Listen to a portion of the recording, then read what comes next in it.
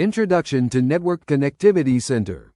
Please consider subscribing to the channel. I produce videos daily for AWS, Azure and GCP. I appreciate in advance your subscription. Hey everyone. Today we're diving into Google Cloud's Network Connectivity Center, and I'm genuinely excited about this one because it's solved so many headaches I've had over the years. You know how when you're managing networks, you end up with this spider web of connections. VPCs talking to each other, on-premises systems trying to reach the cloud, maybe some AWS resources mixed in.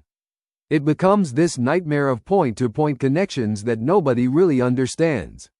NCC is like having a really smart traffic controller for your entire network. Instead of managing dozens of individual connections, you connect everything to this central hub, and it figures out how to route traffic intelligently.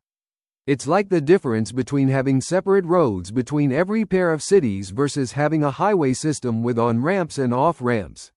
I've seen customers reduce their network complexity by 80% just by moving to this hub and spoke model. Let me show you exactly how it works. What is Network Connectivity Center? Alright, so what exactly is NCC? Think of it like a really sophisticated airport hub. You know how Atlanta or Chicago airports work. Planes from all over connect through these central hubs, and from there you can get anywhere else. NCC works the same way. Instead of your VPC in Ohio trying to directly connect to your on-premises data center in Texas, and then separately connecting to your development environment in Oregon, everything connects to the NCC hub first. Here's the magic part. Once everything's connected to the hub, it can all talk to each other automatically. Your Ohio VPC can suddenly reach your Texas data center and your Oregon dev environment, without you having to set up separate connections for each pair. But wait, it gets better. All this traffic flows over Google's private backbone network. You know how Google can serve YouTube videos instantly anywhere in the world? That same network infrastructure is now carrying your business traffic. I've seen latency improvements of 40% just from this change alone. And unlike those airport hubs where you might get delayed, Google's network is incredibly reliable and fast. Core architecture components. Let's break down the core building blocks here, because once you understand these, everything else will click into place. The hub is like the central post office of your network.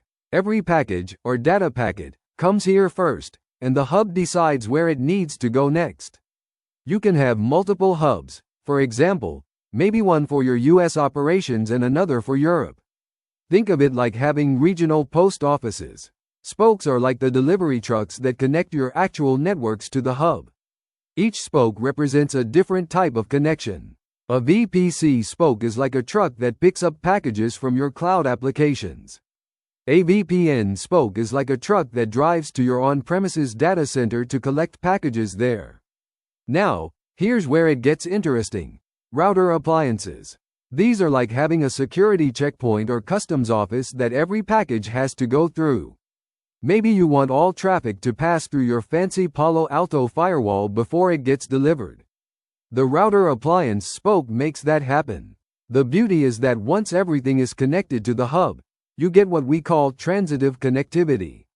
That means your VPC can talk to your on-premises network, which can talk to another VPC, all automatically. No more setting up individual connections between every pair of networks. Creating your first hub. Alright, let's get our hands dirty. Creating your first hub is like setting up the foundation of a house. You want to get it right because everything else builds on top of it. The command we're running here is pretty straightforward, but let me walk you through why each piece matters. The project parameter tells Google which project is going to own this hub. This is important because it affects who gets billed and who can manage it later. The location is interesting because it's not where your traffic flows. Think of it like choosing which Google data center stores the control panel for your hub. Your actual data will still flow over Google's global network to wherever it needs to go fastest. I usually pick a location close to where my main IT team sits, just so the management operations are snappy. The description might seem trivial, but trust me on this one. 6 months from now, when someone asks what's this hub for, You'll be glad you wrote a good description.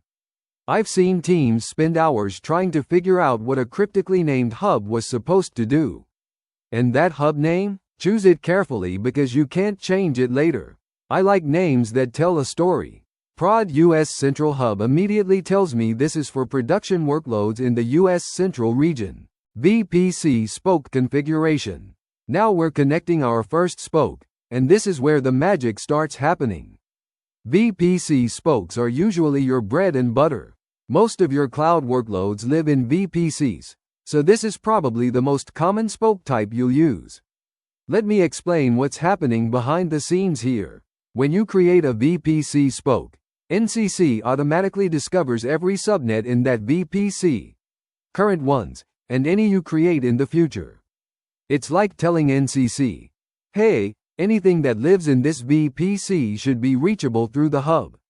The spoke type parameter is telling NCC what kind of resource we're connecting. VPC_network means this is a Google Cloud VPC, and NCC knows exactly what to do with that. It'll automatically start advertising all the subnet ranges to other spokes. That URI parameter looks scary, but it's just Google's way of uniquely identifying your VPC. Think of it like a postal address. It tells NCC exactly which VPC in which project we're talking about. Here's something cool. Once this spoke is active, any virtual machine in this VPC can potentially talk to any virtual machine in any other spoke connected to the same hub. I say potentially, because you still need to configure your firewall rules, but the routing is handled automatically. The verification commands I'm showing are super important. Always verify your spoke is active before moving on. I've seen too many people troubleshoot connectivity issues only to find their spoke never fully attached in the first place. Understanding traffic flow. Let me walk you through exactly what happens when one of your virtual machines wants to talk to another virtual machine in a different network. This is where the rubber meets the road. So virtual machine A in Ohio wants to send some data to virtual machine B in Texas. In the old world, you'd need a direct connection between these two VPCs, and you'd have to manage the routing yourself. With NCC, virtual machine A just sends its packet like it normally would. But here's where it gets cool. Instead of trying to route directly to Texas, the packet first goes to the NCC hub. Think of the hub like a really smart mail sorting facility. It looks at the packet and says, oh, this is going to Texas? I know exactly how to get there efficiently. The hub then forwards the packet over Google's backbone network. This isn't just any network. This is the same infrastructure that makes Google Search feel instant and YouTube stream without buffering. Your business data is now traveling on the same highways that carry all of Google's traffic. What blows my mind is that this all happens transparently.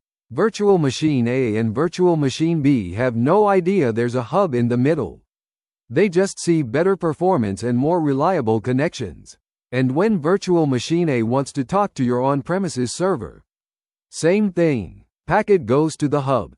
Hub says, that's going through the VPN tunnel, and routes it accordingly. One hub, multiple destinations, all handled intelligently. VPN tunnel integration.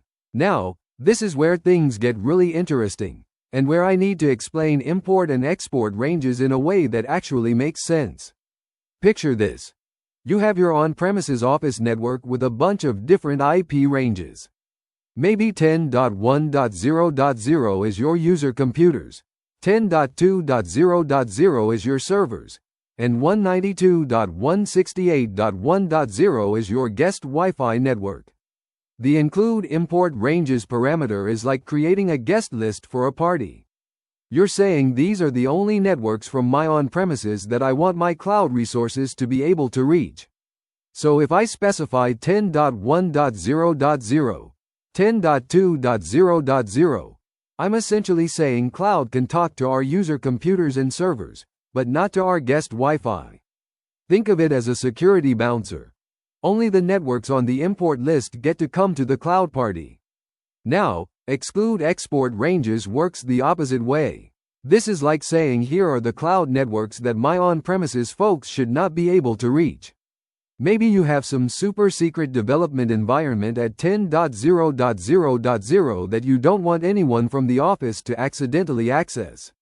So, import ranges control what comes from on-premises to cloud, and export ranges control what goes from cloud to on-premises. It's like having different security guards at the entry and exit gates. The second command shows how you can have multiple VPN spokes from the same physical location with totally different access policies. Maybe one tunnel is for regular users with limited access, and another is for IT admins who need to reach everything. Multi-hub architecture. As you grow, you're probably going to need more than one hub, and this is where NCC really starts to shine, especially for global organizations. Picture this scenario. You've got operations in the US and Europe. Different regulations, different teams, maybe even different security requirements. You don't want your European customer data accidentally wandering into US systems because of some routing misconfiguration. So you create separate hubs, one for US operations, one for Europe. Each region's resources connect to their local hub. European VPCs talk to the European hub. US VPCs talk to the US hub. This gives you natural isolation and keeps your compliance folks happy. But sometimes you do need cross-region communication. Maybe your US marketing team needs to pull some anonymized analytics from the European region. This is where hub-to-hub connections come in. You can connect the hubs to each other, but with very specific policies about what traffic can flow between them. It's like having a secure diplomatic channel between two countries. Most traffic stays local, but when you need cross-border communication, there's a controlled path for it. From a performance standpoint, this is brilliant. Your day-to-day European traffic stays in Europe and runs super fast. But when you occasionally need something from the US, it takes the optimal path through Google's global backbone. I've helped customers reduce their inter-region latency by 50% just by moving from direct region-to-region connections to this hub-based model. Router appliance integration. Now this is one of my favorite features, and it is where NCC really shows its enterprise chops. Let me explain router appliances in a way that will make sense. You know how some companies have really specific security requirements. Maybe they need every packet to go through their fancy Palo Alto firewall, or they have some custom network appliance that does deep packet inspection. In the old world, you would have to architect your entire network around these appliances. With NCC, you can just plop your network appliance into a virtual machine and tell NCC, hey, route traffic through this thing. That is what the router appliance spoke does. The site-to-site data transfer parameter is the key here. When you set this to true, you're telling NCC this is not just a destination. This is a waypoint that traffic should flow through on its way to somewhere else. So now when virtual machine A wants to talk to virtual machine B, the traffic goes virtual machine A to hub to firewall appliance to hub to virtual machine B. Your firewall gets to inspect and potentially block the traffic, but NCC handles all the routing complexity. The high availability setup is pretty slick too. You can specify multiple appliance instances across different zones. If one fails, NCC automatically routes traffic through the healthy ones. It is like having multiple security checkpoints. If one is closed for maintenance, traffic automatically flows through the others. I have seen customers who were stuck with proprietary network gear for years suddenly able to move to the cloud because of this feature. Their security team gets to keep their beloved firewalls, but now everything runs in Google Cloud. Advanced routing policies. Alright, now we're getting into the really powerful stuff. Policy-based routing is like having a really smart traffic cop who can make decisions based on exactly what kind of traffic is flowing through. Let me give you a real-world example. Say you have a critical application that handles financial transactions, and you want to make absolutely sure that traffic always takes the fastest, most reliable path. With policy-based routing, you can say any traffic from my trading application subnet going to my database subnet should use the premium dedicated connection, not the regular path. The priority system works like a restaurant reservation system. lower numbers get seated first. So if you have a rule with priority 100 and another with priority 200, and both could apply to the same traffic, the priority 100 rule wins. Look at those filter parameters. This is where you get surgical precision. You can match traffic based on source IP, destination IP, protocol type, and even specific ports. So you could say HTTP/HTTPS traffic, port 443, from my web servers to my payment processor should go through path A, but regular HTTP traffic can go through path B. The next hop other routes parameter is like having a backup plan. If your primary path is down for maintenance, traffic automatically falls back to the default routing. It's like having a detour route pre-planned when your usual highway is closed. I use this a lot for customers who need to route different types of applications through different security appliances, or who want to guarantee that their most important traffic gets the best possible network path. Monitoring and operations. The monitoring commands introduce output formatting and filtering capabilities essential for operational management. The format table parameter in the list command specifies exactly which fields to display in a structured table format. This is crucial for creating consistent operational dashboards and reports. The sort by create time parameter orders results chronologically, helping you understand deployment history and identify the newest or oldest resources for lifecycle management. The describe command with format YAML provides complete resource details in a structured format that's both human-readable and machine-parsable for automation scripts. The get route table command introduces hub-specific operations that show the actual routing decisions NCC is making. The destinations, next hop type, and spoke fields reveal how traffic will actually flow. The linked resource labels in the spoke list help you quickly identify which underlying Google Cloud resources, VPCs, VPN tunnels, etc. Each spoke represents without needing to parse the full URI. These monitoring patterns become essential when managing multiple hubs and dozens of spokes across different environments and regions. Connectivity testing. The connectivity testing commands provide validation capabilities with parameters designed for systematic network troubleshooting. The test IAM permissions command takes a resource identifier, such as a project ID, and a list of specific permissions to validate. This helps identify authentication issues before they cause deployment failures. The connectivity tests create command introduces endpoint specification parameters. The source instance defines the traffic origination point using a full instance URI, while the destination IP address specifies the target as an IP address rather than a resource name. The destination port and the protocol parameters simulate realistic application traffic patterns. Testing with actual application ports, for example 443 for HTTPS or 5432 for PostgreSQL, provides more accurate results than generic connectivity tests. The run command executes the test definition, while the describe command with format YAML result extracts just the test outcome from the full response, making it ideal for automated validation scripts. These tests generate actual network packets that follow the same data plane path your applications will use, providing confidence that routing configuration changes will work correctly in production. Security best practices. The security commands demonstrate IAM policy management and logging configuration, using parameters specific to network security operations. The add IAM policy binding command uses the member parameter to specify the identity, service account, user, or group, and the role parameter to assign specific NCC permissions.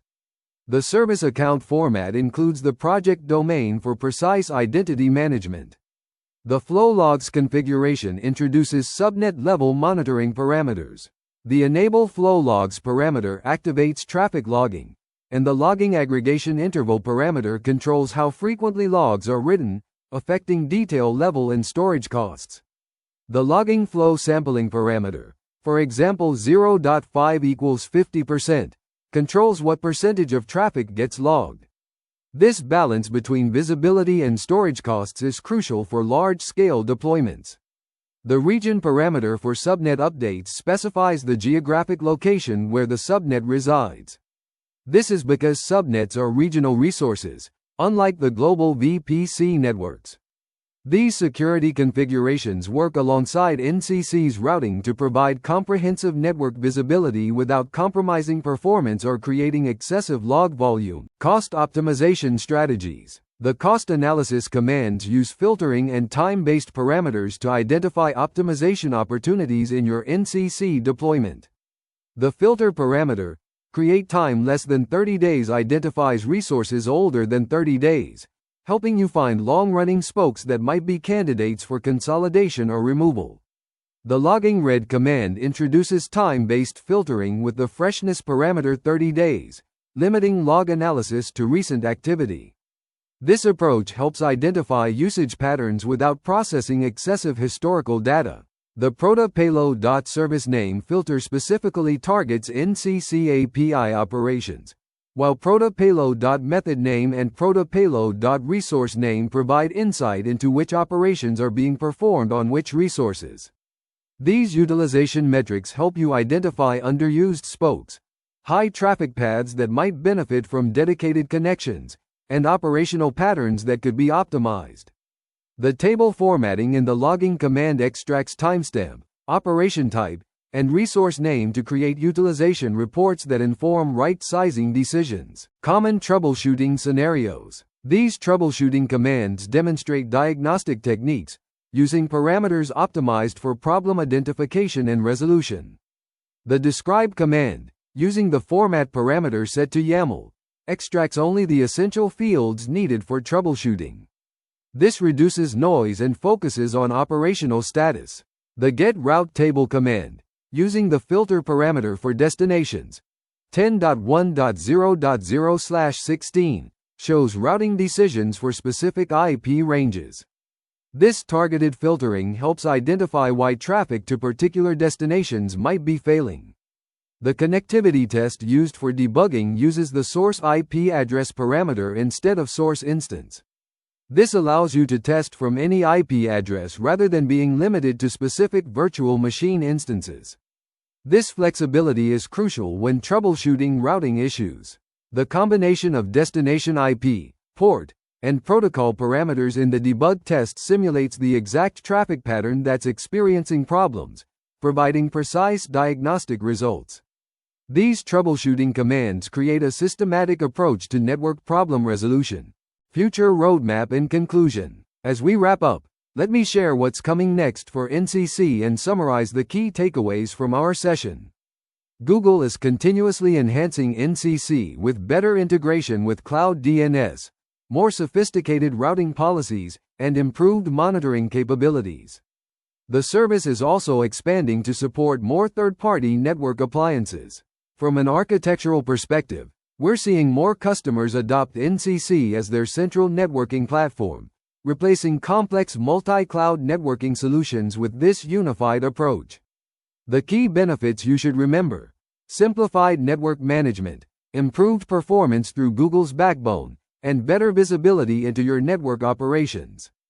For your next steps, I recommend starting with a pilot implementation using VPC spokes, then gradually adding VPN and router appliance connections as you become more comfortable with the platform. Remember that good network design is iterative. Start simple, monitor performance, and optimize based on actual usage patterns rather than theoretical requirements. Thank you for your attendance. Please subscribe if you haven't done so already.